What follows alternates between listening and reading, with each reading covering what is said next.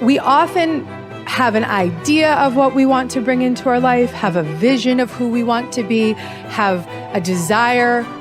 But the biggest thing that's blocking us from stepping into that truth is the belief. Now, if these negative beliefs are very strong in you, then how can you possibly create a loving, joyous, prosperous, healthy life? Somehow your subconscious beliefs would always be contradicting you and making sure you do not obtain your goals. I find that resentment, criticism, guilt, and fear cause more problems in our bodies and in our experiences than anything else. These feelings come from blaming others and not taking responsibility for our own lives. You see, if we are all responsible for everything that happens in our lives, then there is really no one to blame. Whatever is happening out there is only a mirror of our own inner thinking. When we have a problem, a difficulty, a struggle that is located inside, and we're looking for the solution outside, someplace outside of ourselves. It would be like going to the doctor and telling him all of your symptoms. And the doctor says, oh boy, you've got a lot of symptoms.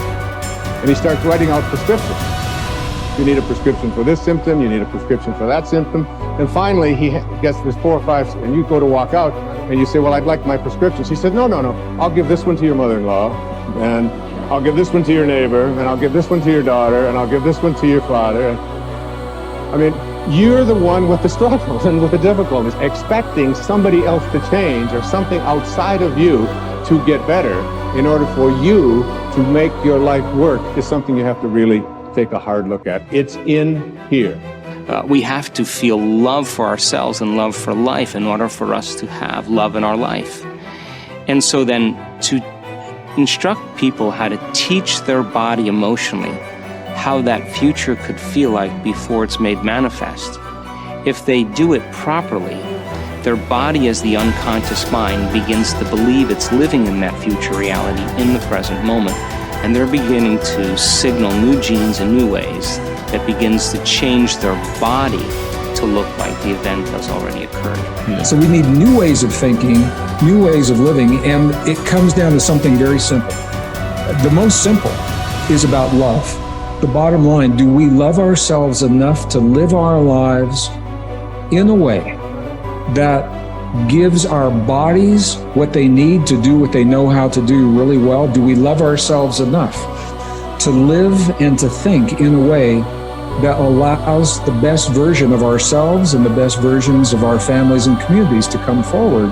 So when you stand in this place of knowing that if this time-space reality has created within you a desire for something, this time-space reality will deliver the goods to you. So when you stand in that knowing and then you couple it with your belief in your righteousness or worthiness to receive it. When you're putting in a wish and a desire, put it in as if you already have it. I am healthy. I am a good relationship person. I have a great job. What's that? I say, it's like I already have it. And yet most people don't have it. So they'll say, I want a great job. I want a great relationship. I want to be healthy. And I go, make a recording of those words. We just said that. I want to be healthy. Today, right now, Tuesday, we're going to make a recording. I say, now come back in 1 year and let's push the button on that recording. And we come back a year later and it says, I want to be healthy. I go, it's a whole year and you still want to be healthy? Still don't have it, right? You didn't say I am healthy. All you're emphasizing, I have a desire to be healthy. I want to be healthy. I have a desire to be healthy. And I go, you can have that desire the rest of your life. You're not going to get healthy. You want to be healthy, you say, I am healthy. But then you look and say, yeah, but in reality, I'm sick. And I go, no. The function of the mind is to take the program and turn it into reality.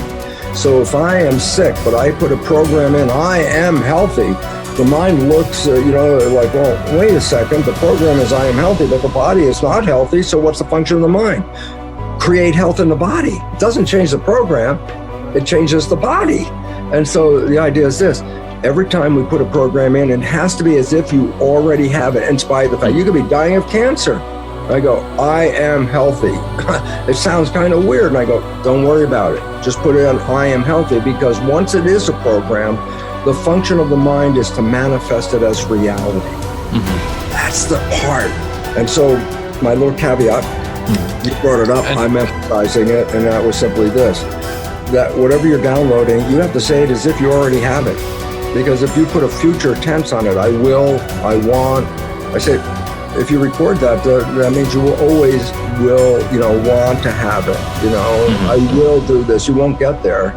So I just wanted to bring that in, because if we're making a program, then you must make sure it says as if you already have it, in spite of the fact you don't. Top people look for the good in every situation. They know that it is always there. No matter how many reversals and setbacks they experience, they expect to get something good out of everything that happens to them. They believe that every setback is part of a great plan that is moving them inexorably toward achieving the great success that is inevitable for them. If your beliefs are positive enough, you will seek the valuable lesson in every setback or difficulty. You will confidently believe that there are many things that you have to learn on the road to achieving and keeping your ultimate success. You therefore look upon every problem as a learning experience. Napoleon Hill wrote, "Within every difficulty or obstacle, there is the seed of an equal or greater advantage or benefit."